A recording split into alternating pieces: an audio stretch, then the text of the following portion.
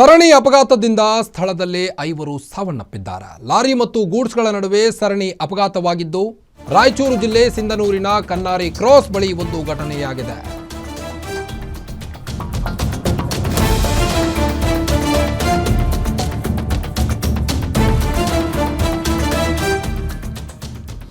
ಸರಣಿ ಅಪಘಾತ ಸ್ಥಳದಲ್ಲೇ 5 ದುರ್ಮರಣಗೊಂಡಿದ್ದಾರೆ.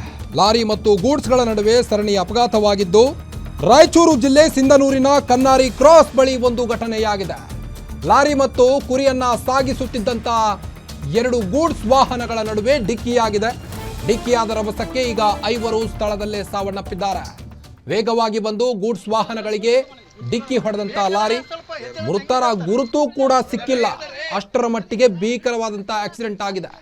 ಸ್ಥಳಕ್ಕೆ ಸಿಂಧನೂರು ಗ್ರಾಮೀಣ ಪೊಲೀಸರು ಭೇಟಿ ನೀಡಿ ಪರಿಶೀಲನೆ ಕೂಡ ನಡೆಸಿದ್ದಾರೆ. ನೀವು ದೃಶ್ಯದಲ್ಲಿ ಗಮನಿಸಬಹುದು ಯಾವ ರೀತಿಯ ಕಾರು ನಜ್ಜುಗುಜ್ಜಾಗಿದೆ ಅನ್ನೋದನ್ನ. ಮೃತರ ಗುರುತು ಕೂಡ ಸಿಗದಷ್ಟು ಭೀಕರ ಆಕ್ಸಿಡೆಂಟ್ ಆಗಿದೆ. ಸ್ಥಳಕ್ಕೆ ಈಗಾಗಲೇ ಸಿಂಧನೂರು ಪೊಲೀಸರು ಭೇಟಿ ನೀಡಿದ್ದಾರೆ, ಪರಿಶೀಲನೆ ಕೂಡ ನಡೆಸಿದ್ದಾರೆ.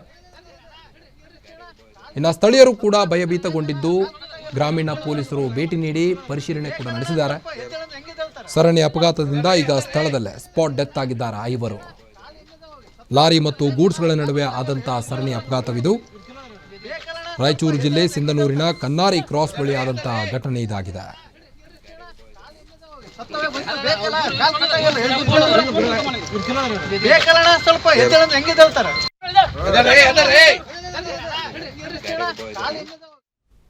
ಬನ್ನಿ ಬಗ್ಗೆನಷ್ಟು ಹೆಚ್ಚಿನ ಅಪ್ಡೇಟ್ಸ್ ಕೊಡ್ತಾ ಹೋಗ್ತಾರೆ ರಾಯಚೂರು ರಿಪೋರ್ಟರ್ ಅನಿಲ್ ಕುಮಾರ್. ಅನಿಲ್, ಯಾವಾಗಾಯ್ತು ಈ ಸರಣಿ ಅಪಘಾತ?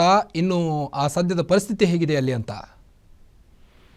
ನಿಜವಾಗ್ಲೂ ಕಾರ್ತಿಕೇನು, ರಾಯಚೂರು ಜಿಲ್ಲೆಯಲ್ಲಿ ಸಿಂಧನೂರು ತಾಲೂಕಿನ ಕನ್ನಾರಿ ಕ್ರಾಸ್ ಬಳಿ ಒಂದು ದೊಡ್ಡ ದುರಂತನೇ ನಡೆದಿದೆ ಅಂತ ಹೇಳ್ಬೋದು. ಯಾಕಂದ್ರೆ 5 ಜನ ಒಂದೇ ಬಾರಿ ಸಾವನ್ನಪ್ಪಿರುವಂತಹ ಅಪಘಾತದಲ್ಲಿ ಸಾವಿಗೀಡಾಗಿರುವಂತಹ ಹಿನ್ನೆಲೆಯಲ್ಲಿ ಸಾಕಷ್ಟು ಇಲ್ಲಿವರೆಗೂ ಕೂಡ ಏನು ಮೃತರ ಗುರುತು ಕೂಡ ಪತ್ತೆಯಾಗಿಲ್ಲ ಅಂತ ಹೇಳ್ಬೋದು. ಬುಲರ ಮತ್ತೆ ಟಾಟಾ ಎಸಿಯಲ್ಲಿ ಕೂಡ ಕುರಿಗಾಯಿಗಳನ್ನ ಕೂಡ ಸಾಗಿಸಿಕೊಂಡು ಬಳ್ಳಾರಿ ಕಡೆಗೆ, ಸಿಂಧನೂರಿನಿಂದ ಬಳ್ಳಾರಿ ಕಡೆಗೆ ಹೊರಡುತ್ತಿರುವಂತಹ ಸಂದರ್ಭದಲ್ಲಿ ಕನ್ನಾರಿ ಕ್ರಾಸ್ ಬಳಿ ಈ ಅಪಘಾತ ಸಂಭವಿಸಿದೆ. ಟಾಟಾ ಎಸಿ ಮತ್ತು ಬುಲರ ಏಕಾಏಕಿ ಡಿಕ್ಕಿ ಆದಂತ ಹಿನ್ನೆಲೆಯಲ್ಲಿ ಹಿಂಬದಿಯಿಂದ ಲಾರಿಯನ್ನು ಡಿಕ್ಕಿ ಆಗಿದೆ ಎನ್ನುವ ಕಾರಣದಿಂದಾಗಿ ಸ್ಥಳೀಯವಾಗಿ 5 ಜನ ಸಾವನ್ನಪ್ಪಿದ್ರೆ, ಇನ್ನು 2 ಕೂಡ ಸಣ್ಣ ಪುಟ್ಟ ಗಾಯಗಳಾಗಿದ್ದಾವೆ. ಕೆಲವು ಕುರಿಗಳು ಕೂಡ ಟಾಟಾ ಎಸಿ ಸಾಗಿಸುವಂತ ಕುರಿಗಳು ಕೂಡ ಅಲ್ಲಿ ಸ್ಥಳದಲ್ಲಿ ಅಪಘಾತದಲ್ಲಿ ಈಡಾಗಿ ಸಾವಾಗಿದೆ ಅನ್ನುವಂಥದ್ದು ಮೇಲ್ನೋಟಕ್ಕೆ ಕಂಡು ಬರ್ತಾ ಇದೆ. ಇನ್ನು ಹೆಚ್ಚಿನ ಗುರುತು ಪತ್ತೆಗಾಗಿ ಇವಾಗ ಸಿಂಧನೂರಿನ ಸರ್ಕಾರಿ ಆಸ್ಪತ್ರೆಯಲ್ಲೂ ಕೂಡ ಒಂದು